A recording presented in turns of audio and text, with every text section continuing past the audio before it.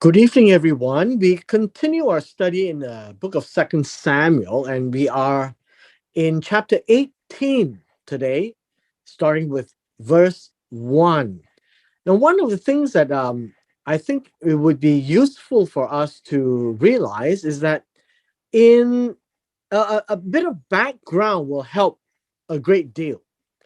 Now, when we left off in chapter 17, it is important for us now to realize that David is in Machanaim, right? He's in Machanaim.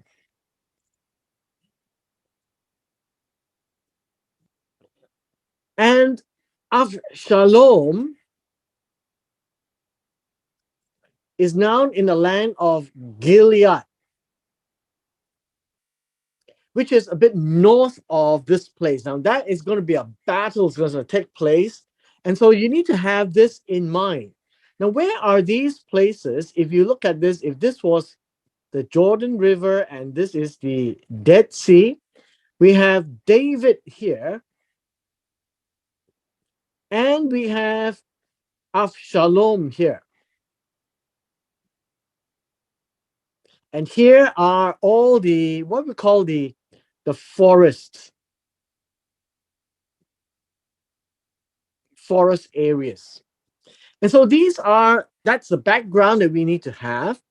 The other thing that we left off last week in chapter 17 is the fact that Avshalom has a general by the name of Amasa.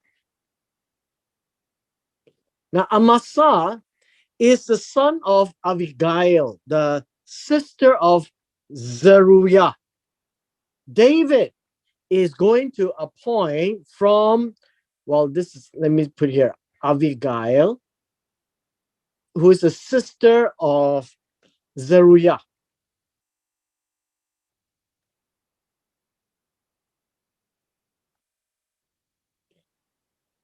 And David had appointed the two sons of Zeruiah, and that would be Joab as well as Avishai, which we are going to look at shortly. Now, this is the preparation for a war. And as part of background, David had to retreat from the city of David because Avshalom is coming to do a mutiny or a usurping the throne of David. And the elders of Israel had wanted to make Avshalom king while David was still around. And so this is what we call if you want to call it the civil war, or this is the idea of getting rid of the king to take over the throne. And so this is the battle that we are going to look at today. In verse 1, it says David. Now it says then, you will recall this would be and then. After chapter 17, chapter 18 starts, and then David took account of the people who were with him. Took account would be to number. And the purpose of numbering is to set up his battle strategy. And he appointed over them commanders of thousands and commanders of hundreds. And these are what we call the captains, right? The captains of 1,000 troops, the captains of 100 troops. And that is how, in those days, they would separate out the troops itself. But then there is the appointment of the generals as well in verse 2. And so we see this in verse 2, and this would be and then. David sent the people out. The people would be the troops here, the army. And it's divided into three parts. A third under the command of Joab, a third under the command of Abishai, the son of Zeruiah, Joab's brother, a third under the command of Ittai, This would be Ittai the Gittite who went along with David when he was leaving the city of David. And the king said to the people, uh, and then the king said to the people, I myself will certainly go out with you also. And that was the plan. And so let's bear all these in mind as the background to chapter 18. In verse 3, but also the word and then,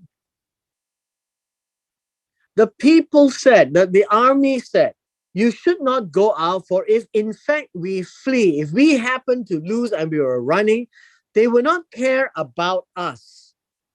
Means that they would not pay attention to us. Even if half of us die, they will not care about us, meaning they would not pay attention to us. But this one says, but if you die, you are worth 10,000 of us. That is what it means. And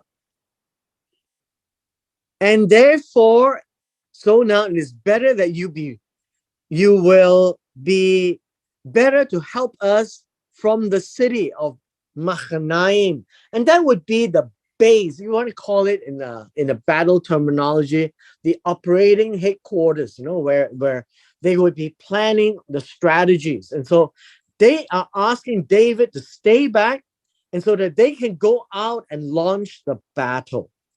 1/3, 1/3, 1/3.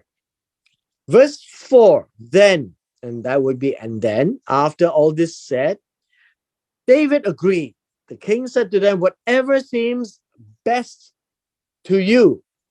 Now, what does this mean? Whatever seems best means whatever seems good in your eyes. I just want you to see the Hebrew way of expression. Whatever seems good in your eyes, I will do. And so the king stood beside the gate, and all the people went out by hundreds and by thousands.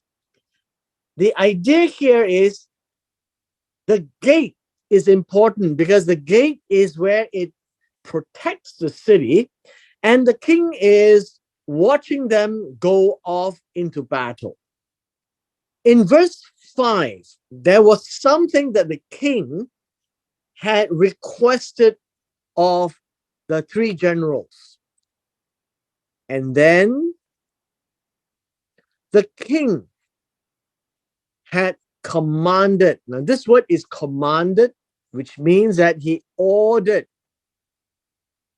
This is not a suggestion. Ordered Joab, Avishai, and Ittai. And this is what he said. He said to be gentle. Now, this is the word. Be gentle. Or deal gently with the young man Avshalom for my sake. It is for me, right? For me. Because they are fighting on the behalf of David. And so David is requesting them, when you see Avshalom, be gentle. What does it mean to be gentle? To be gentle, this word here, is really to, I would say, to take pity on him, to be not brutal with him. And that would be the picture I think David is portraying here. And everyone heard when the king commanded regarding Avshalom. This is important because everyone had heard. And so when you get into battle and you meet with Avshalom, then everyone would know what to do. Verse 6.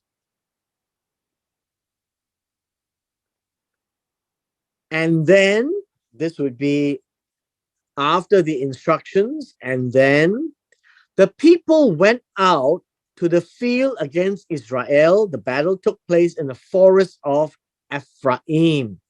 Now, understand when they went out to fight, and this is against Israel, this is Israel and Avshalom. And with him is uh, Amasa, who is the general. The people would be Yoav, Avishai, and Ittai. That would be where the battle would be fought. Now, just a little bit of clarification is this. This place here called the Forest of Ephraim is on the eastern side of the Jordan, which means that if this was the Jordan, and then you've got the Dead Sea, and we have Ephraim here, we have Judah here, and this is where David is, and this is where Avshalom is. The forest of Ephraim is on this side, which apparently the tribe of Ephraim could actually go over to this part of the river to graze the animals. And that's the forest area that is next to the Jordan River. Now, what is important for us to realize is the consequence of the battle in verse 7. In verse 7, it says the people of Israel, they were defeated. The word defeated is was struck, were beaten, right? Beaten there. There would be the field forest of Ephraim by the servants of David, and the slaughter. Now, this word slaughter here, how should we say, the blow? I guess that's what the text is saying. And then the slaughter, I guess the stroke or the strike or the slaughter that day was very great. 20,000 people died. 20,000 men, basically. Verse 8 says, and then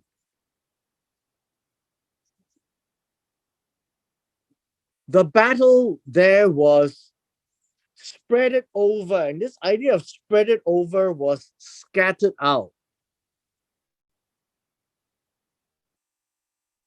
Scattered out over the whole countryside. And that would be, well, this word here literally means over all the land. Well, this, as you can see, this would be an interpretation by the translator. It's over the land, and that is where all the forest is, right? Where the forest is, and then, right, we have the and then. The forest devoured more people that day than the sword devoured. Now, understand this, the forest devoured. The word devout means to eat. The forest ate more people than the sword ate the people. So this is the picture of eating. But we have the picture of a forest doing it versus the sword. And so the interpretation of this would be that the forest would be the animals or the beasts of the forest. They came out to literally eat the people. And so that would be the view of chapter 18, verse 8, right? Chapter 18, verse 8.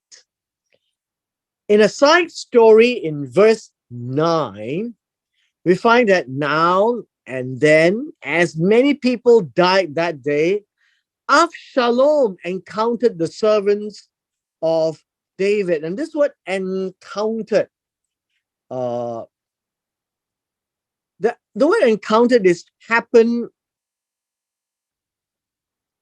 to meet. I think this would be a good word.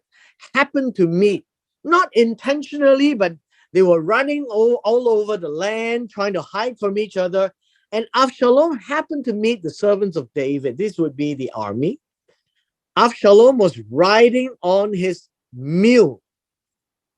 The word here is mule, and it would be a masculine name, a masculine word, a male mule. And then the mule went under the branches of a massive oak. Now, this word is a massive oak, would be they would call it the terebinth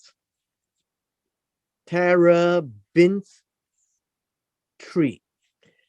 And that would be a lot of branches. So the terebinth tree would probably look like this. We've got a big tree with a lot of branches spreading out. All right. And of course, we would have the leaves.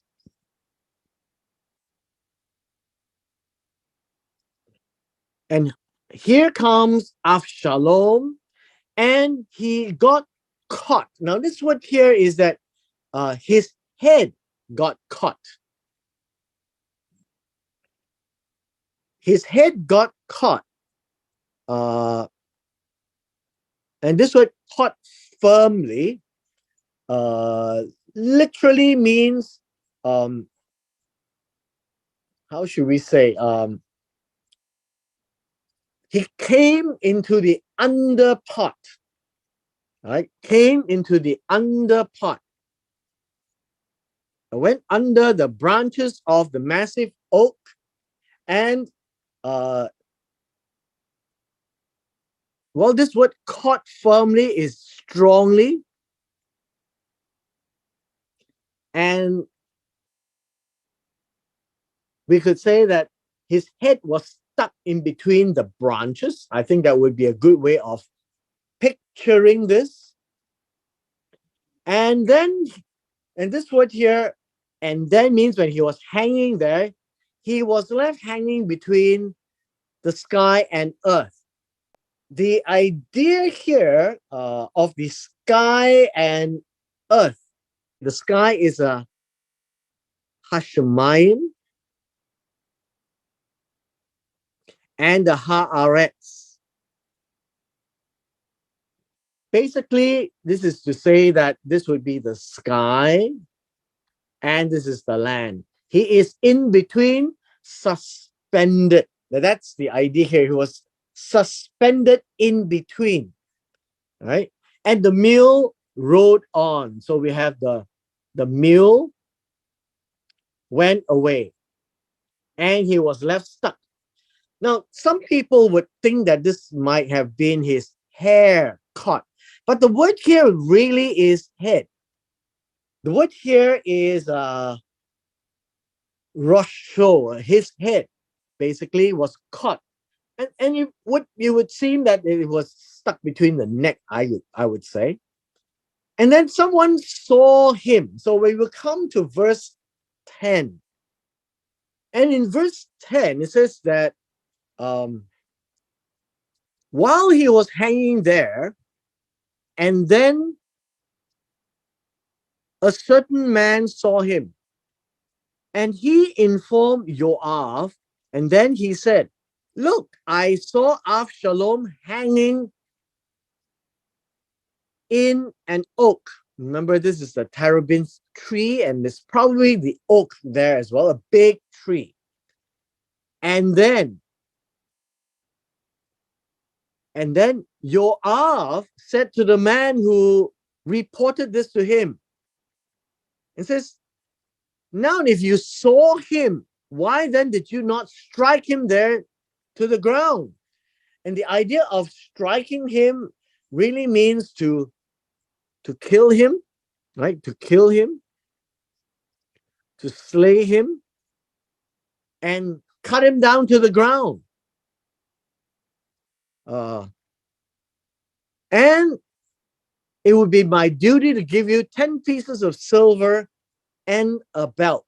And that would be the reward, right? The reward. But listen to what the man said. In verse 12, and then, this is the and then, the man replied, Yoav. He says that even though if I were to receive 1,000 pieces of silver in my hand, I would not put out my hand against the king's son. This is the respect that he has for Avshalom. Why? And the answer is right here. He says, for in our hearing, the king commanded you, and that would be Yoav, and then Avishai and Ittai saying, protect the young man Avshalom for me. And this word protect, it is to keep, to take care. And by implication, David is saying to arrest him, probably, to keep him safe in that sense, and do not harm him. And that's what it means by being gentle with him. And the man says, if I did otherwise, if I had dealt treacherously against his life, if I dealt falsely, this is the word, against, how should we say, if I dealt falsely, this word here is not his life. This word here is to my nefesh. If I dealt sheker, if I deceive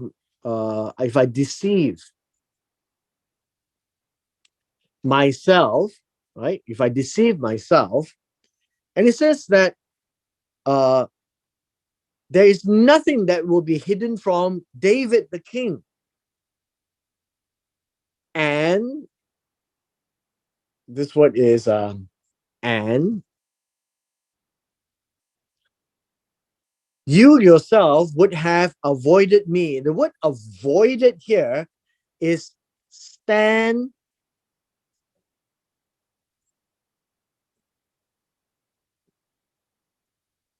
is to stand away from me. Stand away, I think that would be a good word. Stand away would mean that he would disassociate from this man. And so this is what this gentleman who came to Joab had said. He says, I can't lie. I can't deceive myself, because if I had done it, then the king will know. I would have violated the command.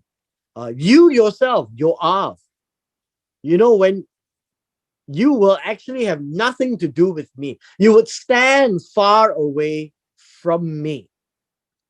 Verse 14.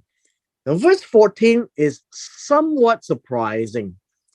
And then Joab said, he says, I will not waste time here with you. The word waste time here with you uh, means that I will not, uh, I would not hope or expect, right? Expect uh, to my face. What does this mean? I would not expect to my face means uh, Yoav is not going to uh, wait for the man. That is basically what Yoav is saying. I have no time for you. The word so here is and then.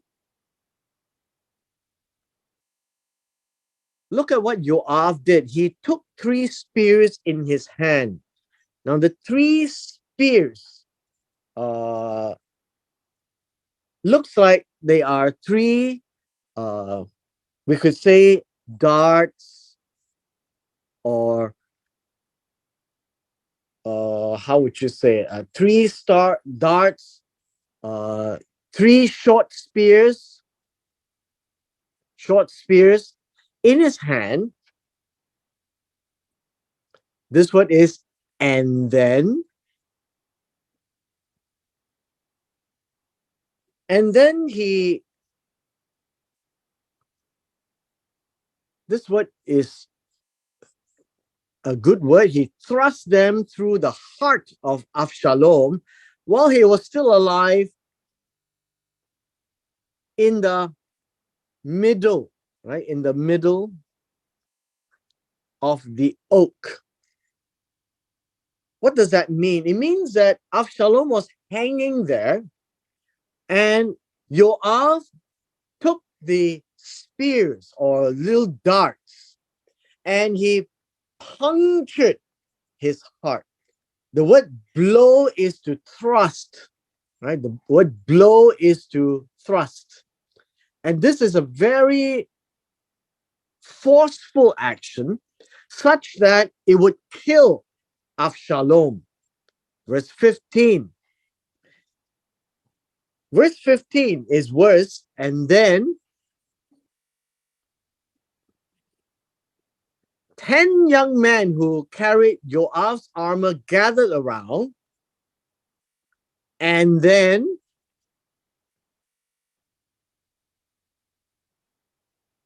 they struck Avshalom. And then, well, you could say this, uh, and then caused him to die.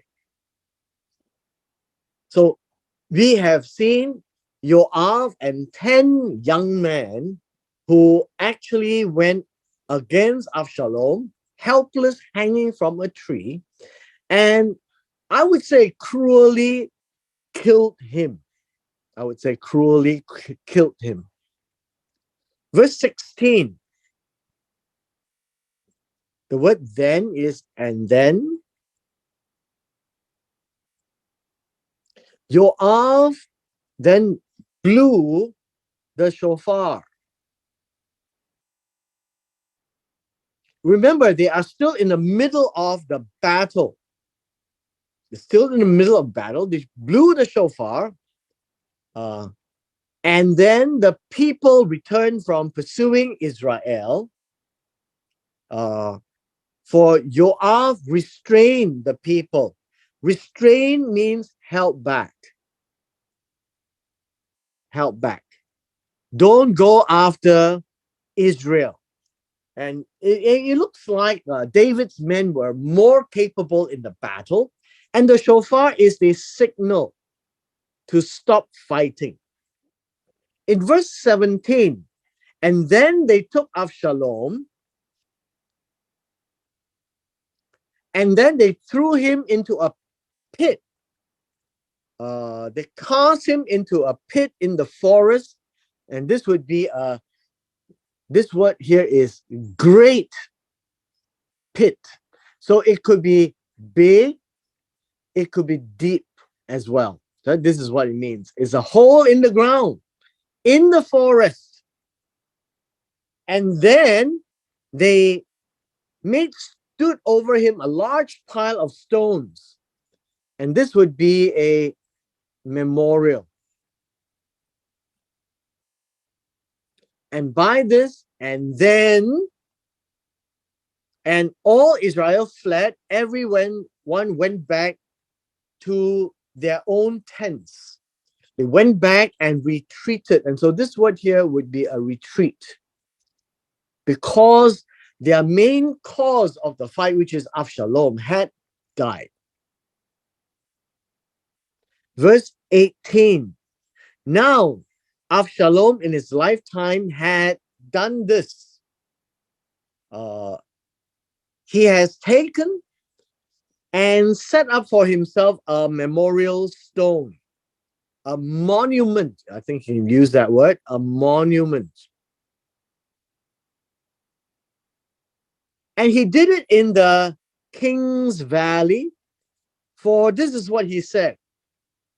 He says that I have no son to continue my name. Now, the word continue here is to remember my name. Right? Not continue so much, but to remember my name, because Avshalom's son will be a reminder of the existence of Avshalom. And so he named the memorial stone after his own name, and is called Avshalom's monument until this day. Now, this word here is called the hand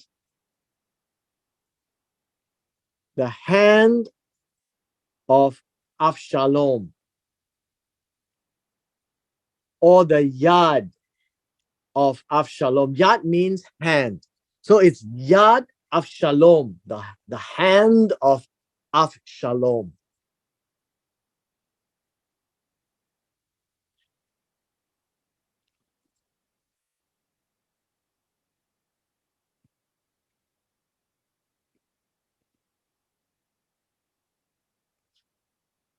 This was an interesting phenomena, because some people think, right, if you happen to go to the Kidron Valley, right, between the city of David and Mount of Olives, they think, right, they have found this Avshalom's monument, right? But this was the reason why Avshalom made the monument, because people might not remember him. He have no son in his name, and by that, I think we would eventually come to a point somewhere in the later part of in Second Samuel, and this was something which we have to say, that in Second Samuel chapter 14, let me just write this down here. Chapter 14, 2 Samuel chapter 14, verse 27. Verse 27. It seems that from here he has three sons. Three sons and one daughter.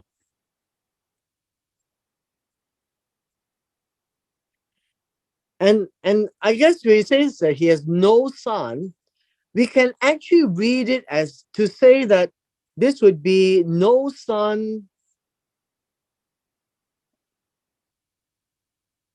of the same stature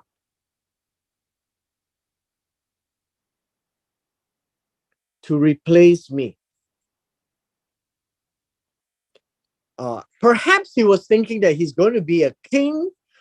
He didn't think that his children, his sons, would be worthy of being one. And so this is possibly how we could read this statement here. I have no son to remember my name, as no son of the same stature to replace me in the event that he becomes king. And so he had done this as a monument, as a memorial for himself in the event that nobody succeeds him in that sense. Now, I think we can come to an end for today, and we can continue in tomorrow with verse 19 into chapter 19 as well, because that would be a more logical break. And so we come to the end of our session today, and tomorrow we will continue and enter into chapter 19.